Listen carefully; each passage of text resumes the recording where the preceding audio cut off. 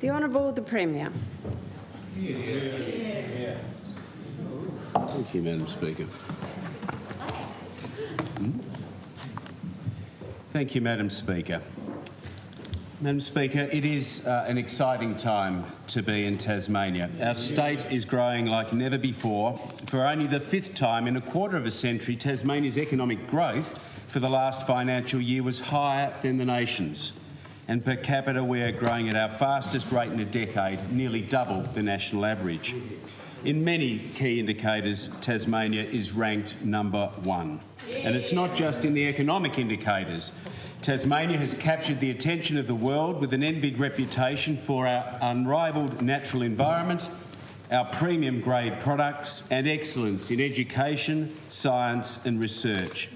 We are now more culturally confident than ever before, with a thriving arts sector, captivating events and festivals. Our population is growing, and last year interstate migration reached its highest level in nearly 15 years, with a net inflow of 2,382 people from interstate as more people choose to live in our great state. More people are wanting to visit here too, with international tourism growing at the fastest rate of any Australian state. And the world wants more of our produce and services, as our exports too have grown at a faster rate than any Australian state. This is Tasmania's time to shine. But with strong growth inevitably comes challenges, and my government will grasp the opportunities as well as the challenges as we plan for strategic growth so that more Tasmanians across every region can share in our state's prosperity. Madam Speaker, one of the most powerful opportunities before us now comes from the strength of our economy.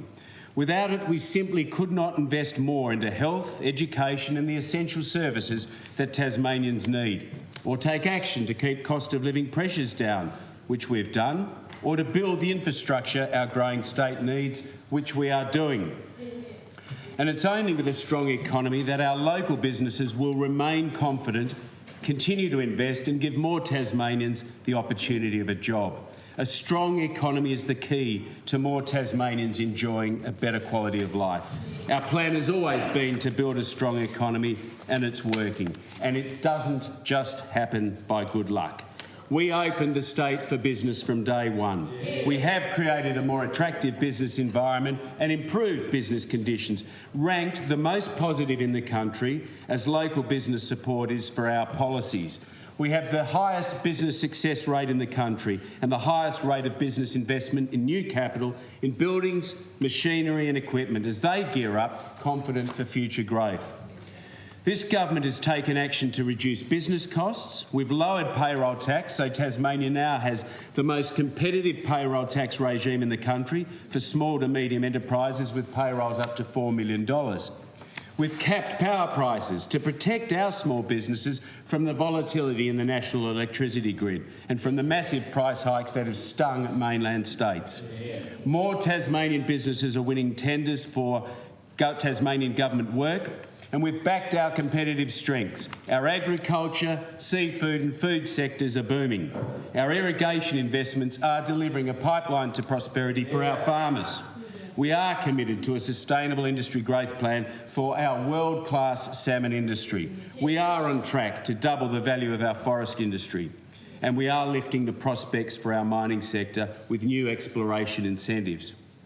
We're continuing to strongly back our tourism industry to ensure that our visitors stay longer, see more of our state and spend more while they're here, supporting local businesses and jobs right across our state. And we've pump-primed our building and construction sector with a layer of incentives for people to buy or build a home, creating many new jobs in this sector and adding much-needed supply to our housing market. In fact, respected economists have reported that for the first time in 27 years, economic growth in Tasmania is now based broadly across all industry sectors. And importantly, we're investing more into vital social infrastructure, into schools, hospitals, roads and rail to improve the livability and the productivity of our state. And we've developed the state's first 10-year infrastructure pipeline, which maps $13.9 billion of infrastructure investments for government and the non-government sector. We've secured strong support from the federal Liberal coalition government for nation-leading and state-building projects, including the extension of the Tasmanian Freight Equalisation Scheme for our exporters, funding for our new irrigation schemes, to progress the Battery of the Nation project, and funding for the Midland Highway Action Plan and the Freight Rail Revitalisation Program. And we are the only state in the country to have snared not one but two city deals. Combined with the Devonport Living Cities project, they amount to a combined investment approaching $2 billion to transform our cities right across the state. Order. These deals deliver a $576 million Bridgewater Bridge, a true Hobart International Airport to support our tourism and export sectors, cement our status as Australia's gateway to Antarctica, and pump more into the hearts of Launceston and Burnie in partnership with the University of Tasmania to build education campuses in these cities. Madam Speaker, our state is growing and with it comes immense opportunity. And it's my government's vision, our mission, to grasp these opportunities with both hands. But with it, as I say, does come challenges, and we'll take them on too. Our biggest challenge, or one of them for 2019 and beyond, is ensuring that growth is shared across our state, delivering a better quality of life for all Tasmanians, regardless of where you live. We must find ways to ensure that all Tasmanians are feeling the benefits of a strong economy and that no one is left behind. We need to keep our region strong and our regional communities growing. We must continue to break down the barriers to the greatest enabler of social inclusion: education, training and the opportunity for a good job. Our plan for 2019 across the whole of government, and by working with those outside of government, is to ensure that Tasmanians are skilled up for the jobs of the future and that they have the first opportunity to fill those jobs. This is why my government is pursuing an agenda for strategic growth and developing policies and programs to achieve these objectives. We will work in partnership with local communities, local industry and local government to find innovative local solutions to increase inclusion and participation in our growing economy. It'll capture long-term demand projections, spatial mapping, demographic profiling and economic modelling to forecast jobs and social opportunity at a local government level. We'll work closely with key stakeholders, including industry, local government, the TCCI, TASCOS and the University of Tasmania, to deliver a strategy that will, as TASCOS has aptly described, unlock the potential in our regional communities. This is strategic growth. Our Jobs Action Plan partnership with the TCCI and TASCOS that identifies barriers to participation and how to remove them through improved access to public transport is an exciting example of this approach. And today, I'm pleased to announce that we will invest an additional $300,000 into another valued partnership with the Cradle Coast Authority to deliver a raft of strategic local economic projects to retain population share in the region, improve educational outcomes and unemployment rates, and leverage the strengths on the coast to create local investment and more jobs. This is a plan for local strategic growth on the North West Coast. And as I've always said, Madam Speaker, no government has all the answers, so our vision is to work more closely with all the sectors of our communities and to ensure more Tasmanians are participating in our strong economy and living a better life. Madam Speaker, always central to our plan is to manage the state's finances, our budget, well, and we have. This government remains committed to strong, disciplined financial management, spending less than we earn, keeping the budget in surplus and achieving our fiscal strategy targets, all the while keeping our economy strong and investing in areas that matter to Tasmanians. We will once again this year balance the budget, which will remain in surplus across the forward estimates, while at the same time... Day one. Come on. Premier, please proceed. We will, at the same time, respond to the needs of Tasmanians by, for instance, investing more into health, human services, protecting our children, supporting our justice system, as well as delivering on the commitments that we took to the 2018 election, which we certainly think is important. And on public sector wages, we've now indicated our willingness to revise government policy where we can agree appropriate offsets to pay for increased wage offers. I again invite union leaders to work with us to reach an agreement that is fair and, most importantly, affordable, so we can get on with delivering services to Tasmanians that they need and deserve. But the outcome must be affordable and sustainable, as we will not go into debt to fund wage increases. Madam Speaker, my government does value our public sector workforce. We're making significant commitments to recruit more staff into essential public services, and we will provide improved conditions and entitlements for our state servants.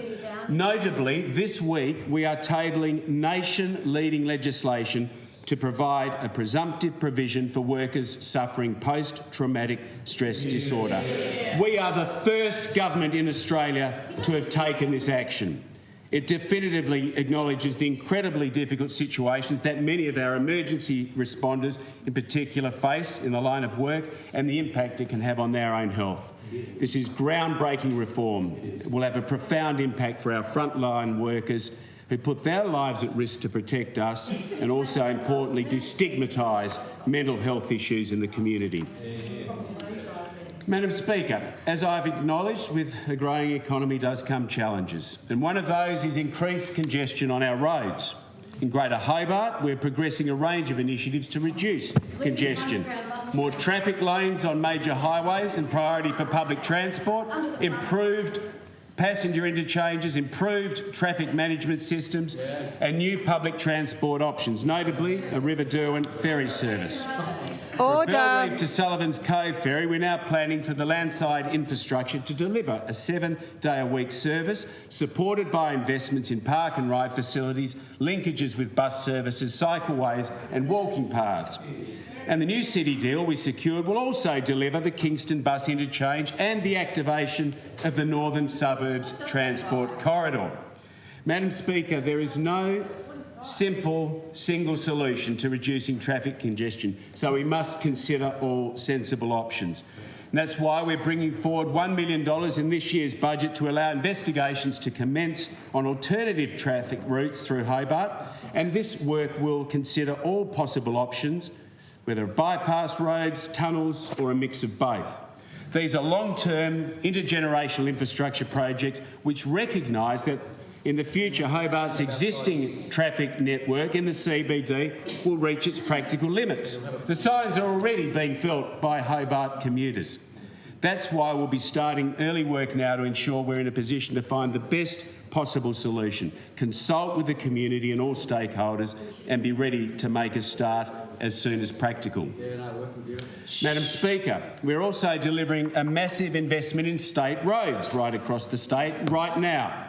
The Bass Highway is our most important route through the north and to the northwest, so continued works to maintain and upgrade this road network are crucial.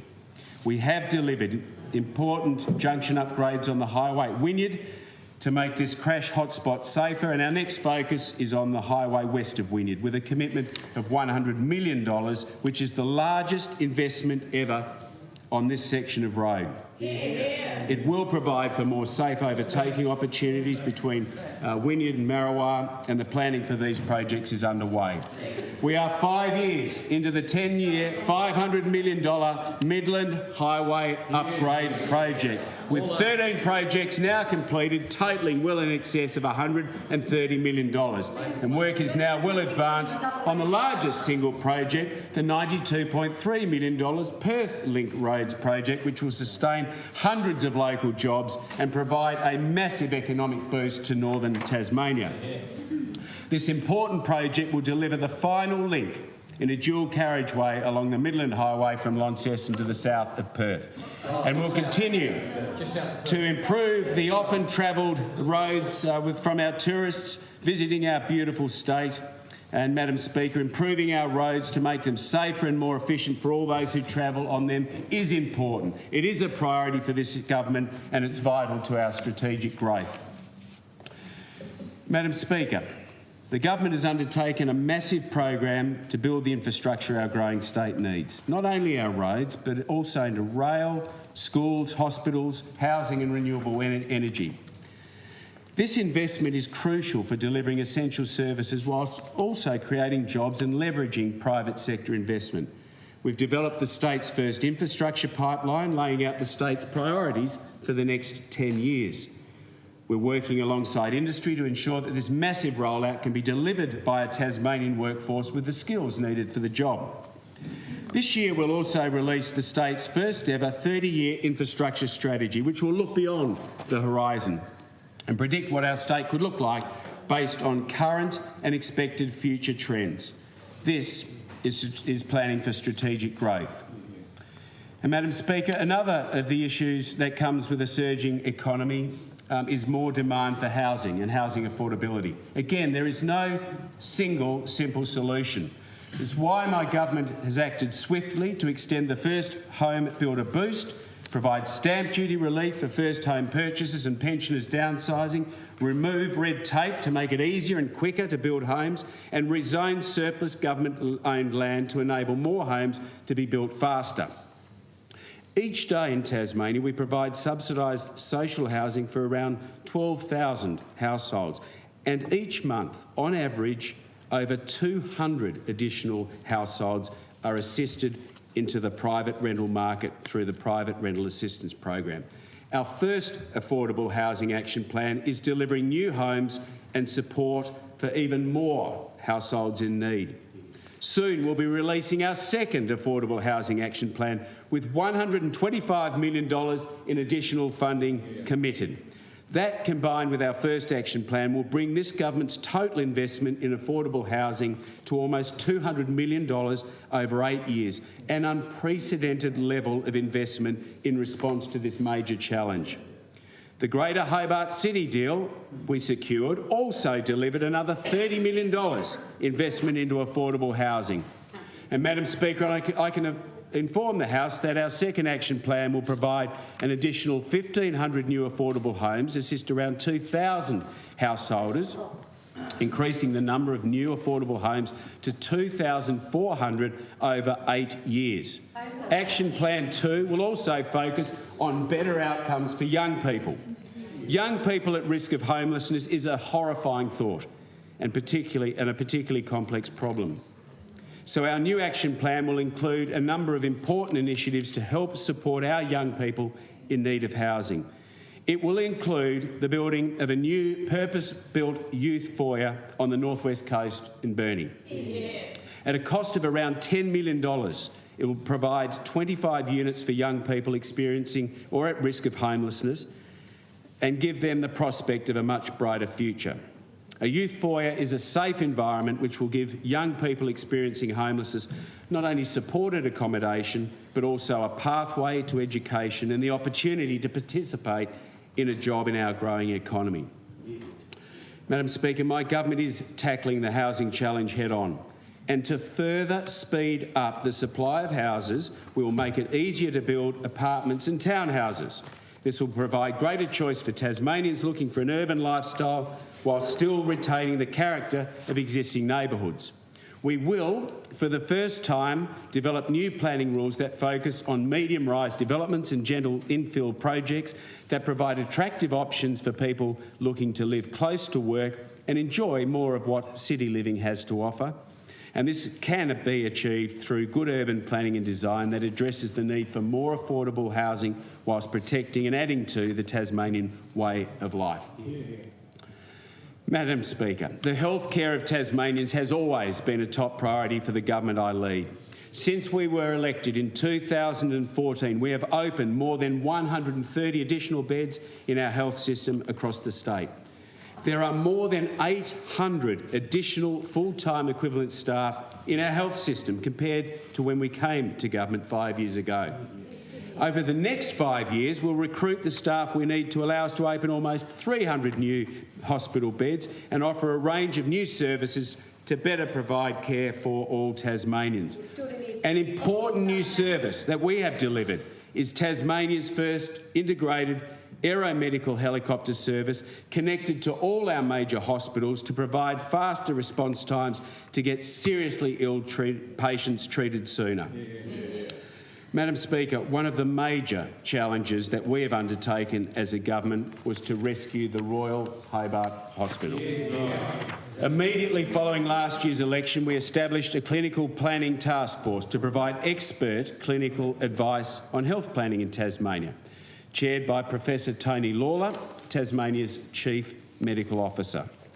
A key priority for the task force has been to develop a new Royal Hobart Hospital master plan to update and replace the 2011 plan. That plan, which is being released today, provides both a long-term vision to guide future development of the Royal Hobart Hospital at the city site and the repatriation site over the next 30 years, and also to address more immediate demand pressures. The government accepts all the recommendations made by the task force, and I'll table the report of the task force. The first stage of the master plan is the current Royal Hobart Hospital redevelopment, K Block, which is approaching completion. The government will now get on with the delivery of stage 2 of the new master plan. This includes a range of improvements across the Royal to be delivered over the next 3 years. An immediate improvement to lift infrastructure with a new dedicated patient lift to connect the ED, medical imaging and J Block. An expansion of the emergency department to meet growing patient demand. A comprehensive refurbishment of A Block, which will provide contemporary space for additional beds.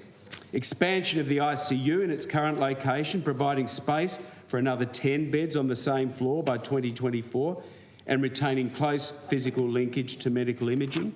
And a refit of the soon-to-be vacated J Block to meet additional demand and provide for new clinical uses. It's estimated that these works will cost approximately $91 million. $28 million is already included in the budget, and the remaining funding will be included in the 2019-20 budget across the forward estimates. While the master plan spans a 30-year horizon, and following the stage 2 works we've committed to, stage 3 will be the redevelopment of the repatriation hospital as a dedicated subacute and mental health campus of the Royal Hobart Hospital, with the demolition and rebuilding of the Stratton building following further clinical and community consultation.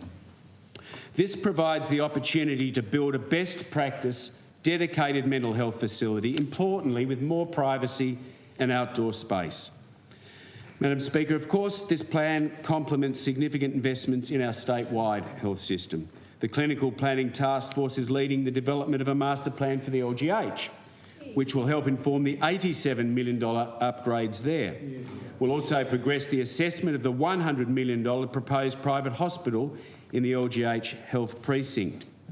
Having secured the future of the Mersey Community Hospital in the Northwest, we have committed a $32 million redevelopment there, alongside improvements to facilities and services at the Northwest Regional Hospital, such as new training facilities and improved antenatal care facilities.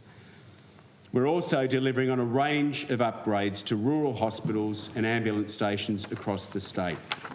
Our track record is to prioritise health, and we'll continue to do more as we face growing demand to ensure that Tasmanians get the care they need. And it is only possible because we have managed the state's budget well. Madam Speaker, the education of Tasmanians is also a priority for this government. We want all Tasmanians to be able to live their best life, and that starts with a great education. Every student, no matter where they live or their financial circumstances, should have easy access to a high-quality education, right from the early years through to senior secondary education. Under this government, Tasmania will become the first state in the nation to offer free preschool with wraparound care for vulnerable 3-year-olds. Yeah. The Minister for Education just last week announced 11 sites around the state which this year will pilot our Working Together for 3-year-olds initiative to give an equitable start for all children and prepare them for a bright future. It will deliver state government-funded places for children in early learning centres, providing holistic support for families, carers and service partners with new approaches to best engage and support children with high needs. And from 2020, we will roll out this opportunity to all eligible 3-year-olds. And Madam Speaker, of course, at the other end of the school journey, in years 11 and 12, we are delivering another major reform to our education system that is changing lives. The latest data shows that more students are staying on at school, and the attainment rate for the Tasmanian Certificate of Education has improved by nearly 10% since we came to government. 43 schools have extended to years 11 and 12 so far, and we are on track for all high schools to have extended by 2022. This is giving young Tasmanians the skills they need to participate in a modern economy wherever they live, to reach their potential and to be able to determine their own futures. And Madam Speaker, the education of young Tasmanians is the most significant and strategic investment in the growth of our state that we can make.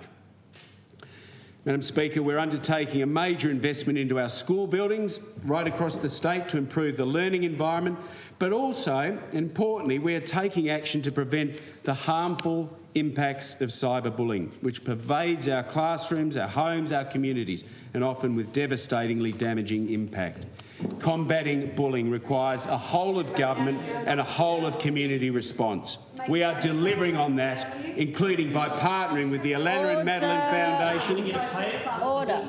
All the bullies get a pay. Order. We're delivering on that, including by partnering with the Alana and Madeline Foundation to involve 121 schools in the eStart Schools program. The development of the Department of Education Bullying Stops Here website, which will provide... Sorry, Premier, I'm going to issue a warning to Ms O'Byrne and also to the Leader of the Opposition, please. First warning. And we're partnering with the Alana and Madeline Foundation to involve 121 schools in the eSmart Schools program. The development of the Department of Education Bullying Stops Here website, which will provide comprehensive resources to teachers and principals, the child and student wellbeing strategy, and a new mental wellbeing action plan. And the Attorney General... Ms Butler, you have a warning too. The Attorney General is bringing legislation into this parliament to deal with the most serious cases of bullying where a criminal response is warranted. Madam Speaker, Tasmania is indeed now the energised state. Renewable energy is one of our greatest advantages. When other states are struggling with double-digit price increases and blackouts, Tasmania has a ready supply of low-cost, reliable, clean energy. We have kept power prices down, and Tasmania has the lowest regulated prices of any Australian jurisdiction for business customers. And our regulated residential standing offer electricity prices are amongst the lowest in the country. Through our Tasmania First energy policy, we also have energy security, and we are on track to be 100% self-sufficient in clean energy by 2022. This has meant that we've been able to play a critical role in helping Victorians keep the lights on over a summer when more than 200,000 of their homes and businesses had their power cut or limited as their electricity supply buckled under extreme heat. We have the ability to supply mainland Australia with our low-cost, reliable, clean energy, and this represents an enormous opportunity for our state. But we are currently constrained by the limited size of our single Bass Strait interconnector. So, together with the Australian Government, we are investing up to $86 million to progress plans for both a second interconnector and pumped hydro storage, which will unlock massive renewable energy development in Tasmania. Combined, these generational initiatives will deliver on Tasmania's potential to be the battery of the nation, boosting our economy with thousands of jobs and billions in investment, particularly in regional areas of our state, as we deliver our low-cost, reliable and clean energy to mainland Australia. It will also put downward pressure on power prices and improve energy security. It is without doubt one of the most powerful opportunities our state has, and we are grabbing it with both hands. Madam Speaker, Tasmania's brand is another of our state's greatest assets, and we're taking strong action to better promote it and protect it. Our new brand, Tasmania, to be chaired by the esteemed industry leader Nick Haddo, is a nation's first, the first place branding authority in Australia and one of few in the world. We're leading the way to ensure Tasmania continues to stand out from the pack, and it complements another important reform we've undertaken, delivering Tasmania's first trade strategy. Our beautiful island has what the world wants. Last year, our exports were the highest on record and grew the fastest rate of any state. Our strategy will build trade in key sectors, showcase what we have to offer in priority markets, enhance trade logistics and market access, and build the export capabilities of Tasmanian businesses. And as we've been number one with exports, so too have we been with inbound business. Tasmania has had the highest rate of growth in international tourists of any state. Our plan is not only to welcome more tourists here, but for them to stay longer, see more of our state and, of course, spend more while they are here. And our plan is working. New data just released confirms that our visitors spent a record $2.46 billion in Tasmania last year, a 43.5% increase from when we first came to government. The number of nights stayed is up, and increasingly their nights spent out of Hobart and in all our regions. With more flights into our state, more passengers on our Spirits, and hotel room construction in Tasmania is now outstripping Sydney's. My government will strongly continue to support our visitor economy because it supports businesses and jobs right across the state, and we do it as good as anyone else. Our yield and dispersal strategy is our plan for strategic growth, aimed to ensure that our regions get more of the benefits of a booming visitor economy. We will be targeting new visitor segments, travellers more likely to travel further and spend more. We'll be getting more visitors to travel further and around the state by growing the number of flights into Launceston, improving visitation through Burnie and Devonport airports. We're trialling flights between Hobart and Strahan and looking at ways to grow cruise ships and their visits to regional ports and develop onshore activities that take cruise passengers further afield. We've launched the Western Wilds Drive Journey to encourage more people to explore the Derwent Valley and the northwest. And following the recent bushfires, we're prioritising a Southern Drive Journey, now developing a route and a concept theme. Madam Speaker, we are also committed to developing 2 new drive journeys in the north and the northwest to build on the success of the Great Eastern Drive. Our new event attraction fund is already successfully securing events around the state. And soon we'll be implementing our Reimagining Our Regions project in northwest Tasmania to identify opportunities for tourism development, infrastructure and investment in areas where visitor numbers are low. By renewing the visitor experience on offer in these areas will not only boost visitors but underpin local investment and new jobs. We're designing new marketing strategies to promote special interest experiences like our world-class golf, fishing, walking, mountain biking and wine tasting, which will also encourage regional dispersal. The Three Capes track, together with the Overland track, have helped put Tasmania on the trekking map, and we will continue to develop our next iconic multi-day hut-based walk. And we're delivering on our commitment to elevate Cradle Mountain to a world-class destination and sustainable ecotourism experience. And this year, the proponent for the spectacular new Gateway precinct will be selected, and stage 1 of the new $30 million visitor centre will be completed early next year.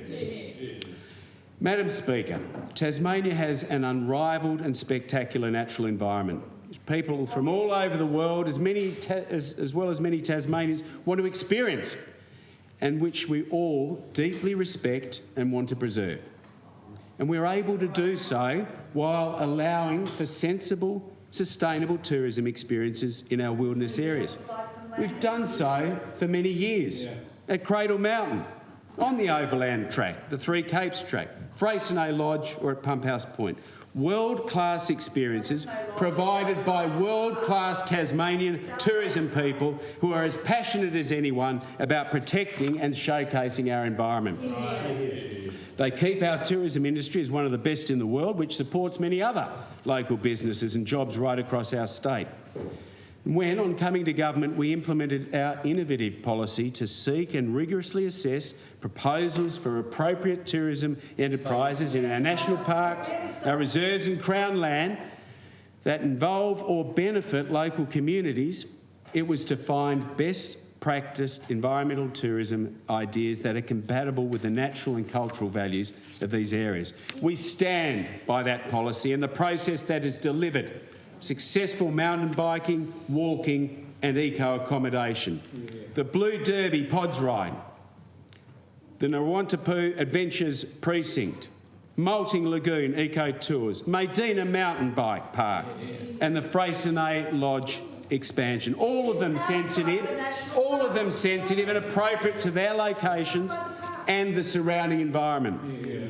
Today, I once again affirm my government's strong commitment to our EOI process. We understand that not everyone agrees with every project, but we should not allow opposition to any one particular project to lead assaults on the very idea of nature-based tourism in Tasmania. Tasmania's world-class parks and reserves are protected by state and Commonwealth legislation, which together provide some of the strongest protections in the world. The EOI puts a new level of transparency on what existed already, as well as opening up these new opportunities for all Tasmanians. And the latest project to gain approval under the EOI process is the Mount Roland Cableway and Adventures Precinct, a 13-cabin gondola system providing direct access to the summit of Mount Roland and an all-mountain circumnavigation descent to be designed, constructed and managed by Tasmania's internationally renowned and world-leading Dirt Art Company.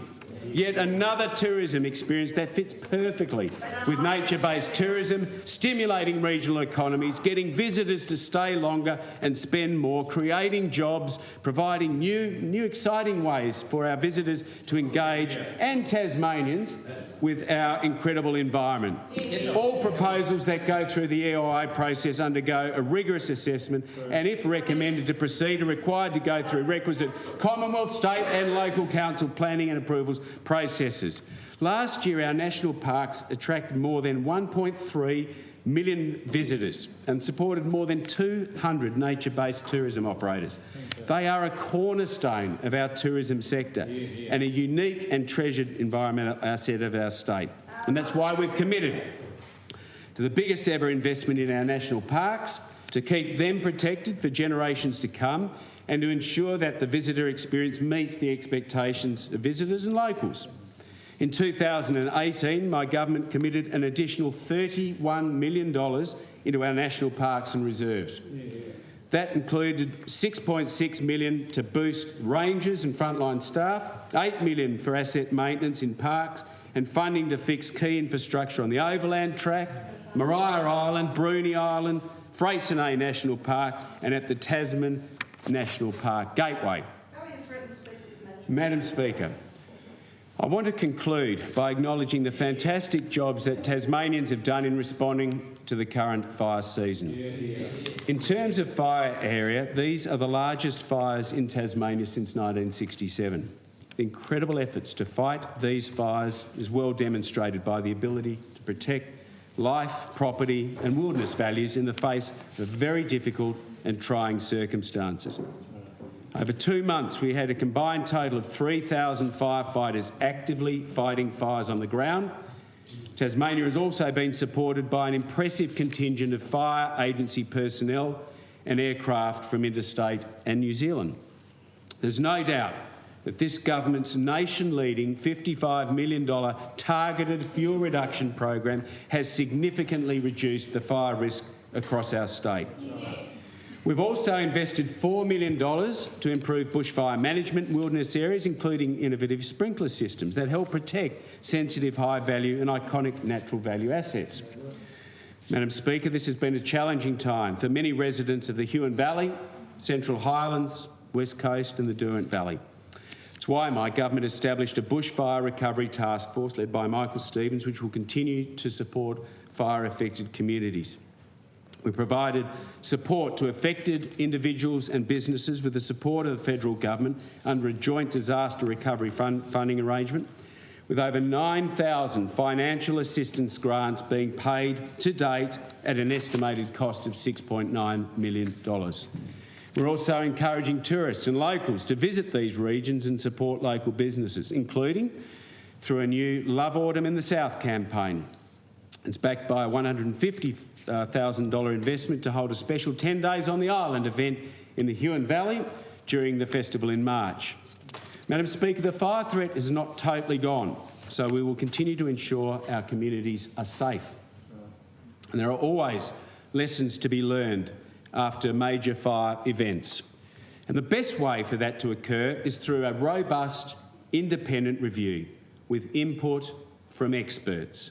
I can today announce that this will be undertaken by the Australasian Fire and Emergency Services Authority Council, the peak body responsible for representing fire, emergency services and land management agencies.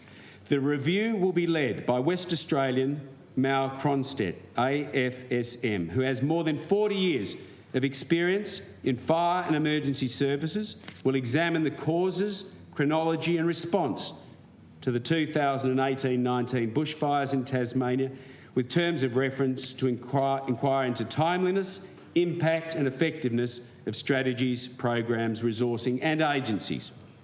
The Cronstedt review will provide a means for members of the public and other interested parties to make submissions.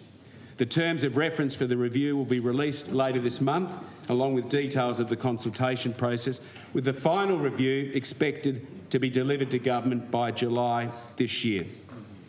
Madam Speaker, on behalf of the Parliament and all Tasmanians, I want to formally again thank our firefighting agencies, the Tasmanian Fire Service, the Parks and Wildlife Service, Sustainable Timbers Tasmania, our other emergency services and, of course, all our volunteers for their extraordinary and tireless efforts. And I again also want to thank those firefighters who join us from interstate and New Zealand. The government will host community functions in affected areas in the coming weeks to thank all those involved in the response, and all Tasmanians are invited to attend those events. Madam Speaker, this majority Liberal government has a strong and clear plan that we are delivering for Tasmanians, and it is delivering results. Today I've outlined just some of the things that we are doing to deliver on our promise to grow the economy, to invest more into education and into health, into our schools and our hospitals, the essential services that Tasmanians need and the infrastructure that our growing state needs, as well as protecting the Tasmanian way of life. I will also take the opportunity to again table our work plan for the year ahead, our agenda, our plan for 2019.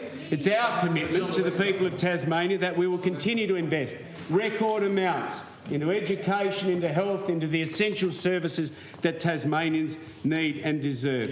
Madam Speaker, there are always challenges in politics. But we'll not be distracted by that. Our focus will be on the people of Tasmania, not ourselves. Our focus will be on delivering the plan that we have promised, and our focus is certainly on seizing the enormous opportunities that are before our state.